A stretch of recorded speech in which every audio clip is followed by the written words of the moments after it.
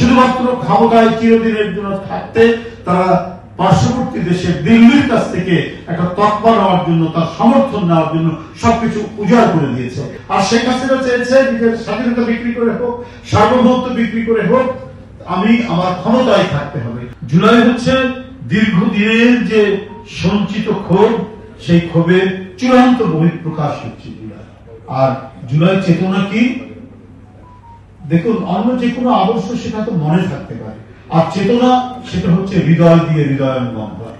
যেটা হৃদয়ের মধ্যে যেটা বাসা বাঁধে সেটা হলো চেতনা, সেটাই হচ্ছে স্পিরিট। তো জুলাই চেতনা হচ্ছে এরকম হৃদয়ের মধ্যে বাসা বাঁধা একটা একটা বিষয়। অন্যান্য যেমন চেতনা রয়েছে তেমনি চেতনা জুলাই চেতনা। সেই চেতনা হচ্ছে যে আমাদের বহুদলীয় বহুমাত্রিক গণতন্ত্রকে সুপ্রতিষ্ঠিত করা, আবার যেন নতুন করে কোন ফ্যাসিবাদের আগমন ঘটতে না পারে। এটা হওয়া কখনোই সম্ভব না। এখন অনেকে বলেন যে না, তার আমলই তো ভালো ছিল। কে?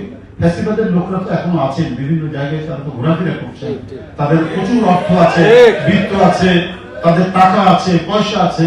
এটা নিয়ে নানাভাবে, আর বিশেষ করে সোশ্যাল মিডিয়াটাকে তারা প্রচন্ড ভাবে নিয়ন্ত্রণ করার চেষ্টা করছে, কারণ তাদের হাতে টাকা আছে। তো সুতরাং তো এইটা দিয়ে তারা এই বলানোর চেষ্টা করছে। কিন্তু আমি বলি, ইতিহাসের ছাত্র হিসাবে শুধু একটু বলতে চাই, যেটা ভাইস চ্যান্সেলর মহোদয় বলেছেন, এই ধরনের পতিত স্বৈরাচারের প্রত্যাবর্তন হয়। আর সেই ক্ষেত্রে আমাদের দায়িত্ব এই চেতনাকে ধারণ করে সঠিকভাবে কাজ করতে আমাদের হবে। আমরা যদি ভুল করি, আমরা যদি একটা গণতান্ত্রিক পরিবেশ তৈরি করে গণতান্ত্রিক রাষ্ট্র কাঠামো যদি আমরা নির্মাণ না করতে পারি, একটা গণতান্ত্রিক সমাজ যদি আমরা তৈরি করতে না পারি, তাহলে কিন্তু ফ্যাসিবাদ আবারও অন্য কোনো পথ ধরে, আবার অন্য কোনো চোরাগলি দিয়ে আসার চেষ্টা করবে।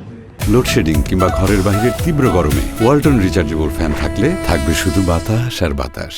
এই দেশের যে একটা সার্বভৌমত্ব ছিল বা থাকতে পারে, এটা স্বাধীন দেশ হিসেবে, এটা কি এই দেশের শাসক গোষ্ঠীর লোকেরা সেটাকে স্বীকার করছেন না? কি প্রধানমন্ত্রী, কি তার শিক্ষামন্ত্রী দীপু বলে তার বক্তব্য এটা।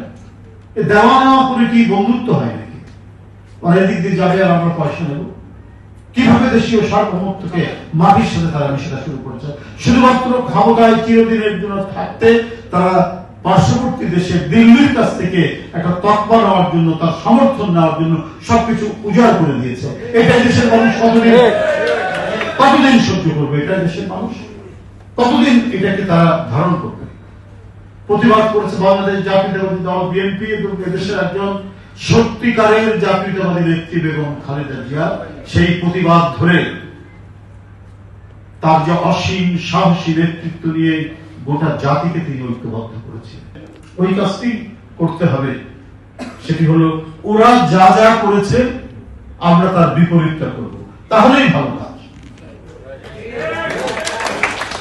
ওরা করেছে দলীয়করণ, ওরা করেছে আত্মীয়করণ, ওরা করেছে আওয়ামীকরণ, ওরা করেছে দেশের রাজকোষ শূন্য করা, ওরা করেছে ব্যাংক লুটপাট, দেশের আর্থিক প্রতিষ্ঠানকে ধ্বংস করা।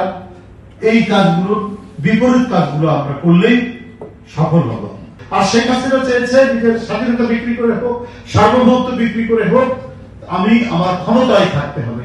এই জন্য জনগণের উপর যত পারো অত্যাচার করো, জনগণের উপর যত পারো তার মানে রক্ত ঝরাও, তাতে কোনো যায় আসে না। শুধুমাত্র আমাকে সমর্থন করো। এবং সেইভাবেই তার পার্শ্ববর্তী দেশের সাথে সে সম্পর্ক করেছে, অন্যদের সবাইকে সে মানে উপেক্ষা করেছে।